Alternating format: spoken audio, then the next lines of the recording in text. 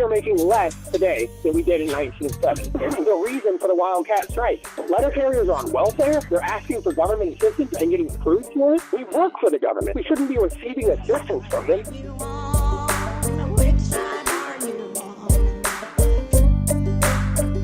844-899-TVLR is the phone number if you want to call in. We've got a caller on the line, been waiting patiently for about 40 minutes. 508 area code. 508 area code. What's your name? Where are you calling from? Hey, Jacob. My name's Peter. I'm calling from Michigan. Peter from Michigan. What's on your mind? Well, I've been on hold, so I didn't get to hear most of the show, but one of the aspects of the TA that hasn't been discussed very heavily, President Renfro discussed on your show the other day, and that's the pay table changes. How familiar are you with our pay table? Not very. I know that at one point, something like 10 or 15 years ago, was it, there was a second table created, but now the first table is like more or less obsolete because like the top pay at both are the same, and so most people are no longer in the middle of the first table, and so basically everybody's on the second tier. But yeah, tell me more about it. That's correct. Most people are in the second tier. Well, yeah. So the previous contract that we had that expired in 500 days ago, basically, the previous contract added a step, so it added step P. And it also added step AA for PTFs, which are the career direct hires. But previous to that, the pay table went from step A to step O. And it was 12.4 years to get from step A when you first made career to the top step. When they added step P to the end, it stretched it out to 13.3 years, which I don't think too many people were mad about because you get a higher step at the end. But the modifications that he is proposing in this TA to the pay table means that starting at step C, it's going to be 11.5 years if you start at step C at the beginning of this to reach top step. Except that carriers that are at C to O during this, they're already at step C to O, it'll still take them 13.3 years to reach top step. Right. So yes, because basically, what they did. Yeah, no, and I appreciate that, Colin. So basically, like what they did was they didn't compress the pay table, right? They just lopped off the first 2 years. And so yeah, you're exactly right. People who have been there for 2 years or longer, it's not going to take them any less time to get to the top than previously.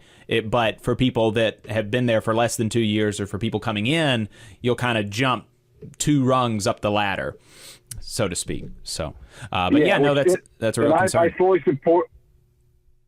Yeah, I fully support, increasing starting pay for folks, because these are our brothers and sisters that are doing the same job we are. But you're actually letting junior carriers get the top step quicker than more senior carriers, which violates basically the basic principle of seniority that is everything that we do at the Postal Service. All of our route bidding, everything is done by vacation, everything's done by seniority. And you're telling these carriers that have been working longer that started at lower wages on table 2. Like when I started, the starting wage at step A was just over $38,000. Yeah. And so you're saying that it's good. We still have to wait the same amount of time to get to top step that we had to previously. And his comment at the Minneapolis rap session was that he thought this was the fairest way to distribute the money. Well, understand that being a concern. Appreciate your call. Thank you. Thank you. 844-899-TVLR is the phone number if you want to get where he was. We had a caller, or we had a voicemail that we want to play from last week.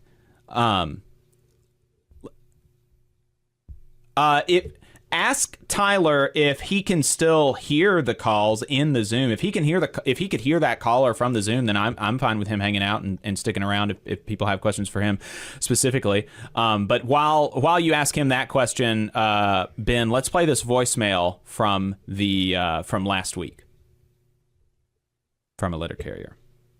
How you doing, Jacob and Adam? My name's Steven. I'm calling you from Brooklyn, New York. I belong to Branch 41 with the NALC. Great podcast you ran the other day. The one thing that I really don't understand why it's not getting more playtime is the contract is May 20th, 2023 through November 8th, 2026. And as you well know, there's 3 COLAs effective in May. What about that damn zero? May 20th, 2023 to November 17th, 2023. We got a zero. That's the first raise. What's retroactive on zero? Zero. I didn't hear anyone really commenting much on that. That's a non-starter with me. You don't allow a zero to set a precedent moving on into future contracts. The COLA is unacceptable. You know, Hawaii and Alaska, they get a T-COLA of 25%. And as you mentioned, in our biggest cities, the cost of living is astronomical. There's a provision in there. You could cash out 40 hours of annual leave, but there's a little caveat. You can only utilize less than 75 hours of sick leave in that same year. So you get punished. You got a wife or a child with an FMLA condition and you're taking the 80 hours, well, you get punished. If you have your own chronic health condition, you get punished. Why the hell did Brian sign off on that? Did you know that you're only allowed to donate annual leave if someone has a chronic illness? We had a carrier died of cancer, and we did donate our annual leave. But the post office does not allow you to donate your sick leave. And that's an intangible. Show us the money. How much sick leave does the post office recoup? What they'll do, you got 400 or 500 hours, they add it on at the end to your annuity. So they'll say, okay, now you got 30 years and 3 months. Pennies on the dollar. You know, what's the actuary table? When do you actually realize the money that you could have gotten if you utilized all your sick leave? Health insurance costs going up. But as you well know, as a federal employee, Congress does not allow OPM to go and negotiate directly with these people. So it's kind of like a monopoly. The uniforms, a pittance. From 2021 on, it seems Galls, GALLS, bought out all the uniform companies. They own over 80%. It's called a monopoly in most industries. So that's why you have costs that are astronomical. A shirt that used to be $25 is now just about $40. The shoes, they have to be black leather, non-skid resistant, but you gotta buy the authorized shoes, $200, $250 a pair. I can go to Foot Locker and buy a comparable pair for $60. How come Renfro couldn't allow us to do that? Management is allowed to wear as long as it conforms to postal safety standards. Why can't we? I'd rather spend $60 on a pair of shoes instead of $250, and that's $250 more. I'll buy 2 more pairs of pants and 2 more shirts of my post office uniform. And that's something that I don't think is missing. And finally, you had someone on there from the NIH, and which is overseen by, I believe you mentioned HSS, Health Services, which is a federal agency. So where is our Democratic leadership asking them to be just and fair in their negotiations and how they handle people like them and also like yourself with fellowships? Where's our Democratic leaders coming forward and saying, let's give these people just compensation after all those years of study and expertise, also getting paid pennies on the dollar? And it's just a shame, you know. Appreciate you giving us a call. Appreciate that. Appreciate that call. Had somebody in the chat, Andre in the chat, says that is his shop steward, the best shop steward in Brooklyn, per Andre in the chat. So that's really cool. Glad you were able to make that connection, and appreciate that voicemail. And then on the NIH thing, you know, he mentioned that we had folks from the NIH who have just organized with the UAW on the show last weekend talk about their campaign. They said, I was actually in a meeting with one of the organizers from that union last week and asked for an update. And he said that, you know, you'll recall that the NIH was making the argument that it is illegal for, like, they cannot negotiate over wages with these people. And so that was their legal argument.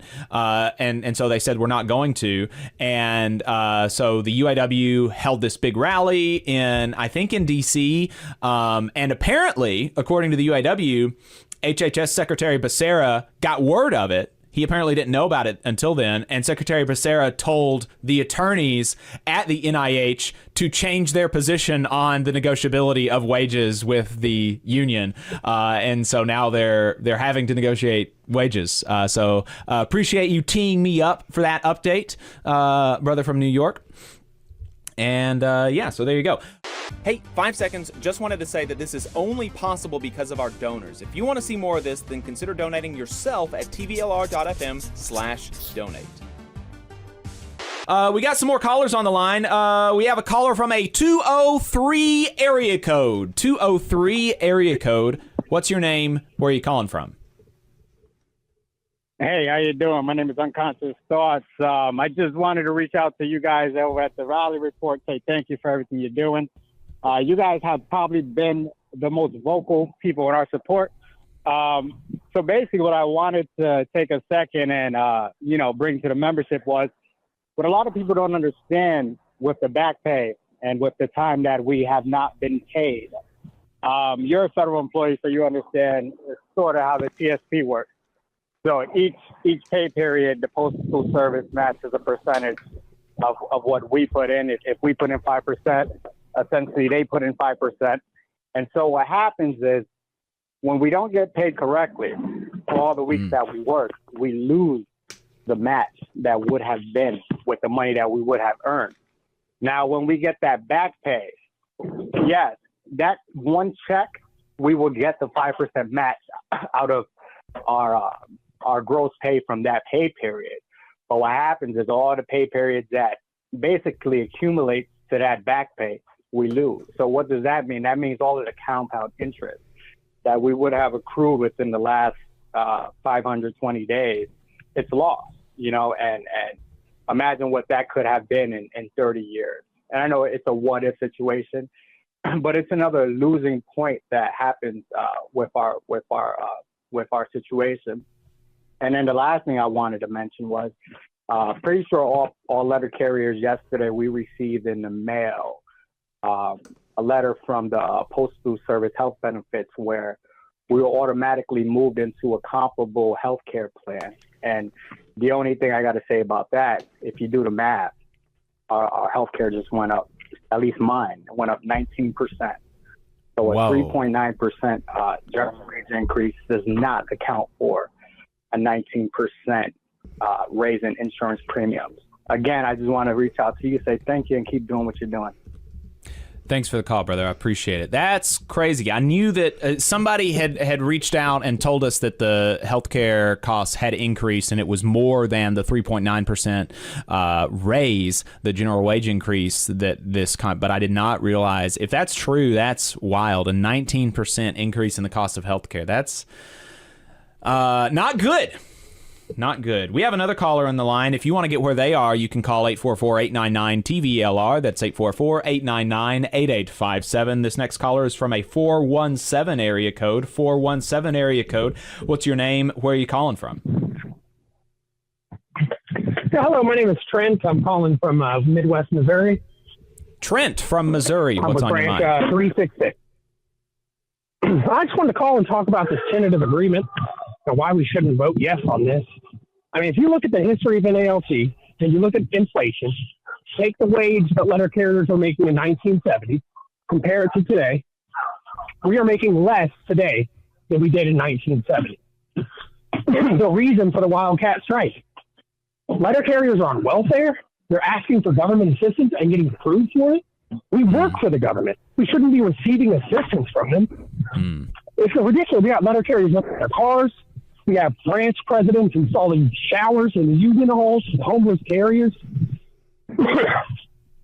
I work in a low cost of living area. I and my family will be okay if this contract gets ratified or if it doesn't. But we are in a union. It's not about what's good for me, what's good for people in low cost of living areas. It's about what's good for every letter carrier in this country. Pardon me. And No, that you've got to think. You got to ask yourself: are you willing to sacrifice your brothers and sisters for your own gain? And I'm not. Appreciate the thoughts. Thanks so much for the call. Got another caller from this one, a 773 area code. 773 area code. What's your name? Where are you calling from? Rodney Weatherspoon, calling from Branch 11. Rodney from Branch 11. Chicago. What's on your mind?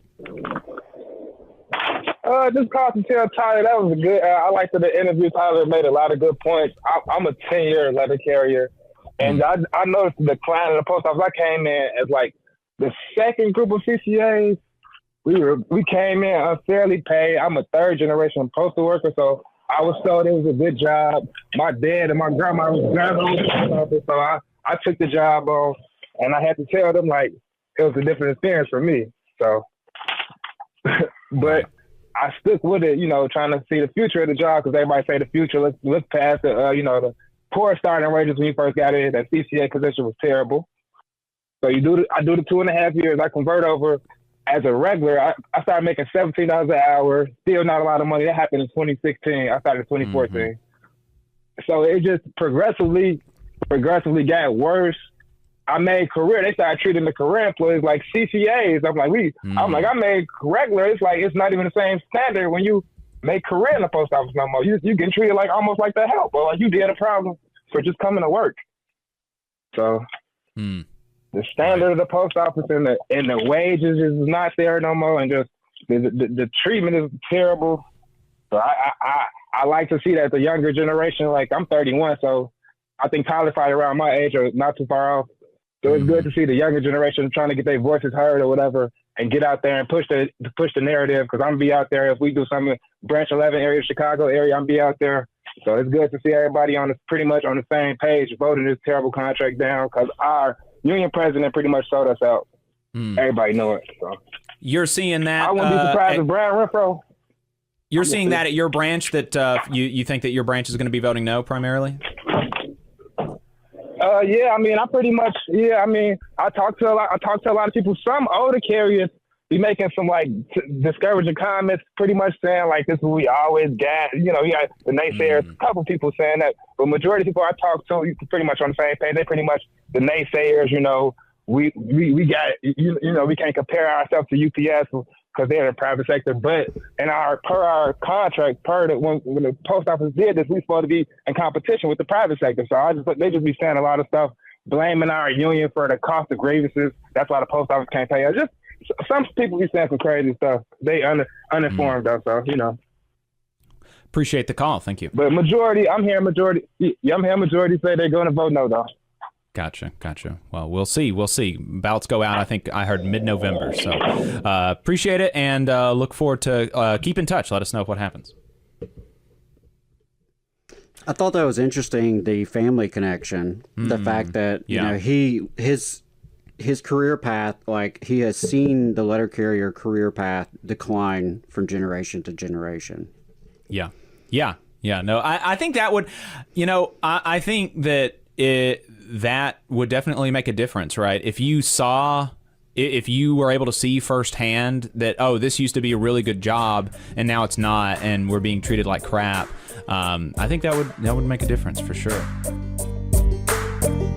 You just saw a clip from the Valley Labor Report. We are live every Saturday morning from 9:30 a.m. till 12:30 p.m. And we pride ourselves on keeping all of our content free to everybody so that we can talk to as many working folks as possible. If you support the work that we're doing, you think that it's important, you think that it's good, then consider making a monthly contribution to the project, and you can do that on our website, tvlr.fm.